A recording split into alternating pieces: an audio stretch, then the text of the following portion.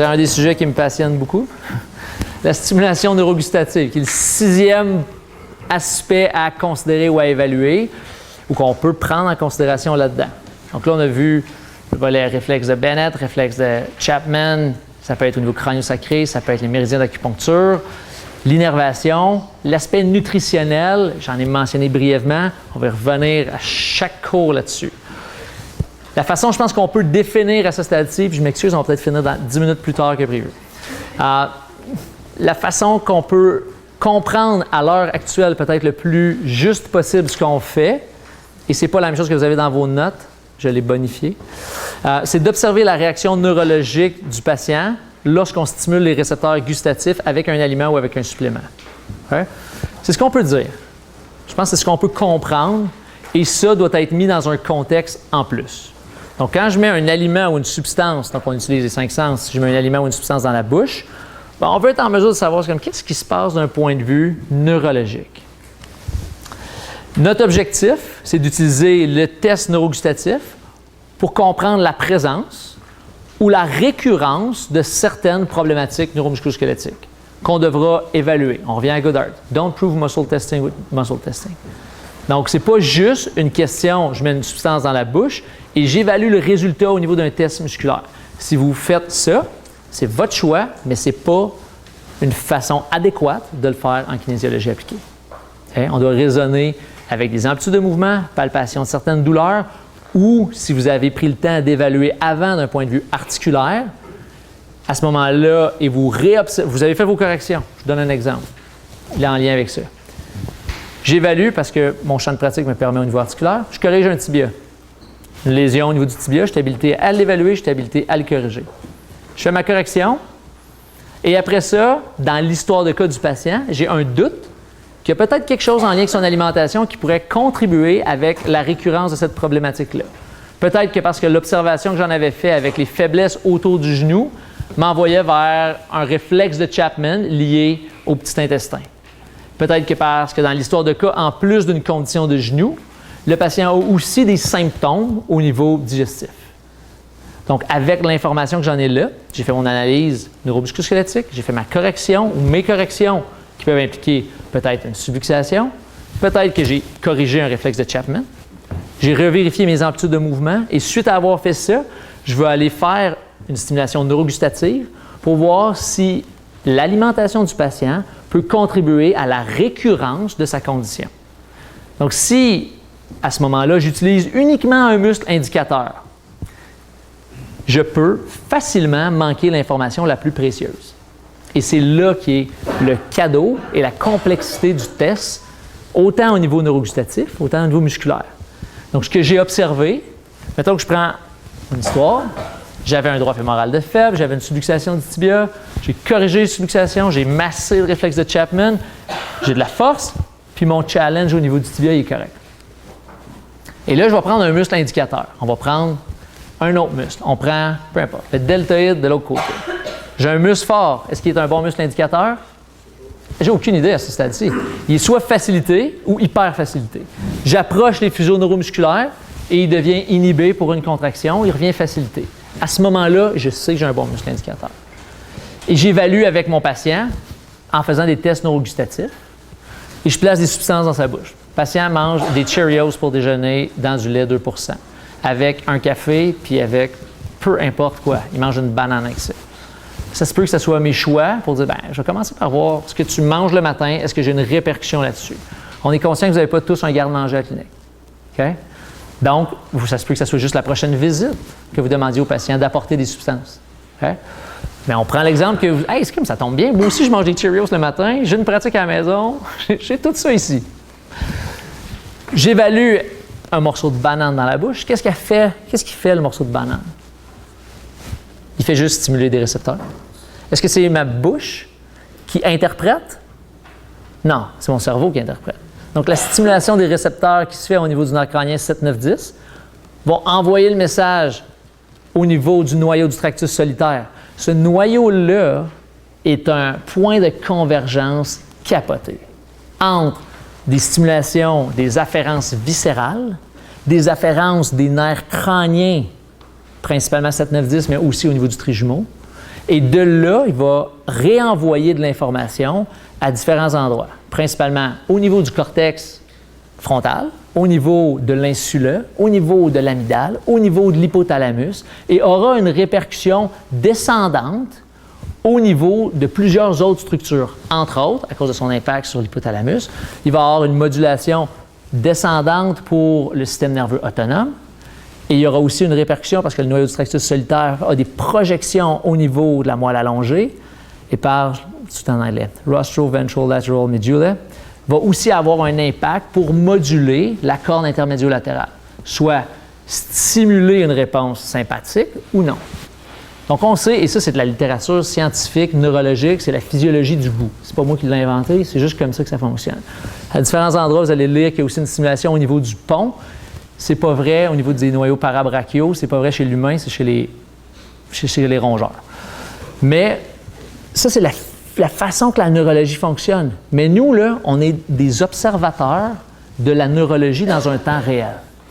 Donc, j'ai évalué quelque chose, et là, je place une substance dans la bouche. Cette substance-là est détectée. Combien de temps ça vous prend pour savoir que c'est une banane? En fait, votre cerveau le sait avant que toi, tu saches que c'est une banane. OK? Les dernières recherches montrent que c'est 100 millisecondes. Donc, avant même que tu dises « c'est une banane », hop! Damn it! Mon cerveau le sait avant moi. OK? Et la répercussion est dans l'instantané aussi.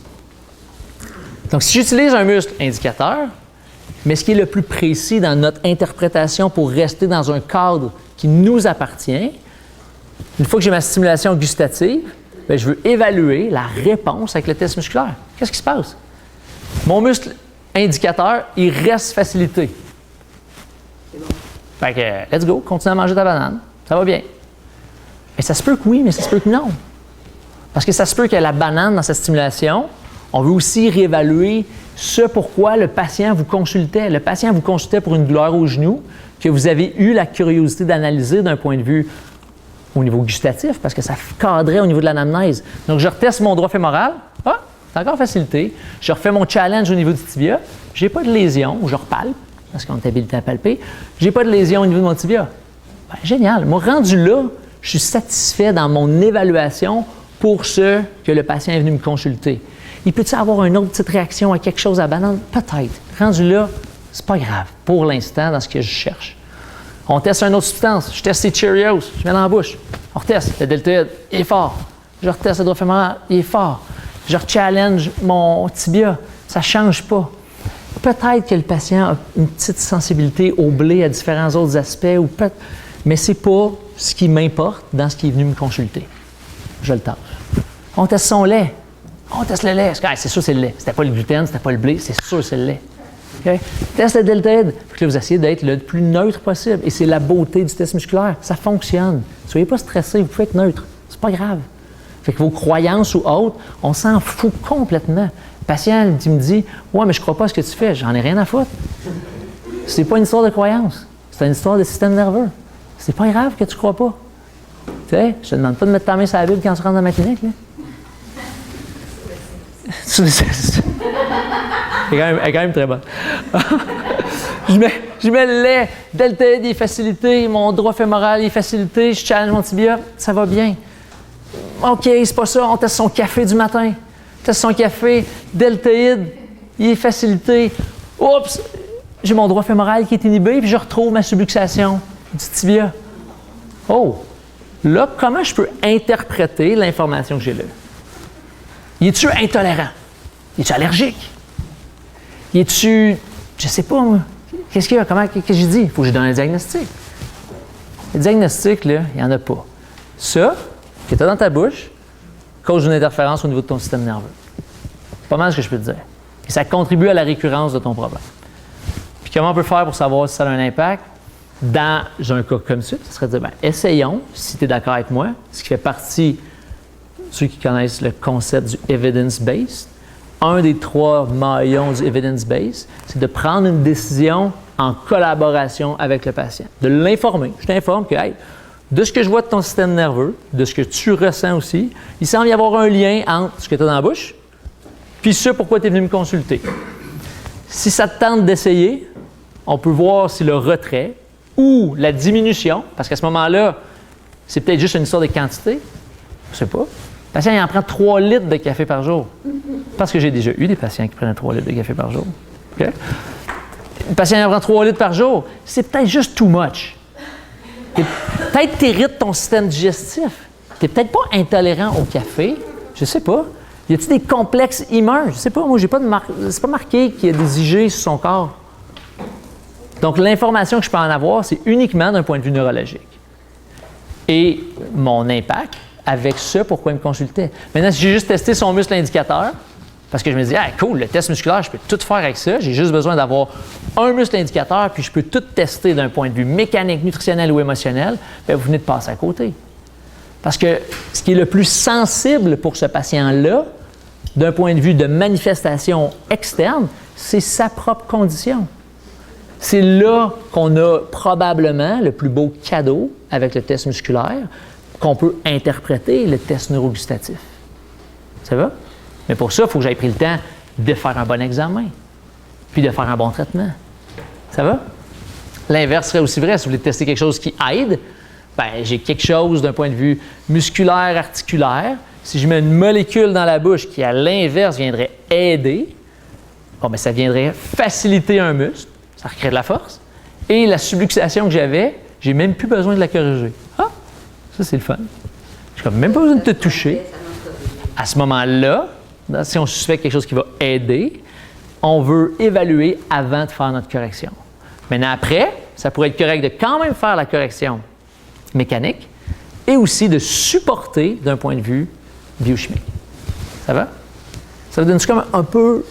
le raisonnement, il est tout là. C'est la clé pour bien le comprendre. C'est vraiment, on évalue le système nerveux. Si vous êtes là-dedans, puis vous conservez des indicateurs d'un point de vue palpation de douleur au niveau des réflexes de Chapman, amplitude de mouvement, ce que vous avez trouvé dans votre examen, dans votre traitement, vous êtes en mesure de donner une information plus juste. Mais faites attention à la terminologie. Ah, tu es intolérant? Est-ce qu'on l'a utilisé, ce terme-là, à travers les années? Oui. Est-ce qu'on s'est trompé? Oui. Oui? Et qu'est-ce qu'on fait si le patient, justement, il déterme, ça quand il prend une gorgée de café? Mais juste une gorgée, là, il n'a pas pris 3 litres. Exact. L'information qu'on interprète, la question est bonne. Tu vois, mais là, il a pris juste une gorgée. Je vais préciser encore plus. Il n'a même pas pris la gorgée. By the way, il a juste stimulé les récepteurs neurogustatifs. C'est tout ce qu'il a fait. Il ne l'a pas avalé. Parce que vous allez voir qu'avaler la molécule, une fois qu'elle est avalée, c'est complètement différent que la stimulation au moment où elle est là au niveau des récepteurs neurogustatifs. Okay? Donc, c'est pour ça que je dis, une fois que j'ai l'impact, j'ai entre une afférence puis je mesure une efférence. Je dois interpréter, je reviens là-dessus, mais c'est pour ça que je ne le sais pas. Et là, ça devient avec le patient. C'est comme, bon, bien, on fait une décision clinique ensemble. Que tu en prends 3 litres. Je ne veux pas te dire d'arrêter, ça va peut-être tough. Maintenant, c'est quel type de patient? C'est la personnalité de type A, il voit la répercussion, il fait « Hein! » Moi, j'ai mal au genou depuis 5 ans, puis tu es en train de me dire que tu corriges mon genou, ça va bien, je me mets cette substance-là dans la bouche, puis ça revient. Le patient comprend ce raisonnement-là. Là. Souvent, vous n'avez même pas besoin de faire une démarche de vous justifier. Le patient fait que, mais là, quand je mets ça dans la bouche, ça recrée le problème. Là. Ça veut dire que ça, c'est pas bon pour moi. Ben, d'un point de vue neurologique, effectivement. Fait que je devrais tout arrêter. C'est sûr que si tu arrêtes tout, on va savoir hors de tout doute si ça crée un changement. Ça reste le retrait d'une substance ou la diminution d'une substance, puis on va voir l'amélioration à travers le temps qui nous donnera l'information la plus juste possible, à savoir qu'est-ce qui se passe. Donc, le patient, il diminue de moitié et il va mieux. Génial. Okay? Ça se peut qu'après ça, il oublie votre recommandation, puis il recommence graduellement ses habitudes de vie, puis il ne pense pas, puis à un moment donné, il fait comme « Aïe, aïe, ça fait 3 mois, j'ai mal au genou », puis il va revenir vous voir. Puis là, vous lui dites, OK, mais là, tu as été bien quand. Ah, j'étais bien pendant 3 mois, ça allait bien, OK. Qu'est-ce qui s'est passé? Tu sais, de ce que je vois, je t'avais trouvé une subluxation là, je retrouve à peu près la même chose. Tu prends-tu encore du café? Ouais. Ah, j'ai recommencé à en prendre quand même plus. Ouais, peut-être beaucoup plus. OK? Mais ça va arriver, ça arrive tous les jours. Puis le patient, vous lui dites quoi? Bien, écoute, je vais t'évaluer, je vais te corriger.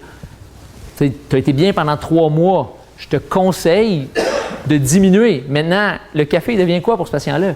Il devient son baromètre pour savoir c'est quoi ta tolérance pour toi d'un point de vue digestif versus moi versus une autre personne. Et je suis un exemple réel par rapport à la caféine et les douleurs aux genoux, je viens d'y penser. La seule fois que j'ai mal aux genoux, c'est quand j'abuse de la caféine. Mais moi, dans mon cas, c'est pas le droit fémoral qui lâche, c'est mes surrénales, sartorius gracilis. C'est un effet stimulant et je développe une tendinopathie au niveau de la patte doigt. Sartorius gracilis lâche. C'est les seules fois que j'ai mal aux genoux. Jamais mal aux genoux. La seule fois que j'ai expérimenté de la douleur, c'est de l'abus de caféine. Okay? Je ne suis pas intolérant au café. C'est juste too much. Okay? Ça peut m'arriver pendant les 4 cours. Je vais essayer de le tester avec vous autres. Okay?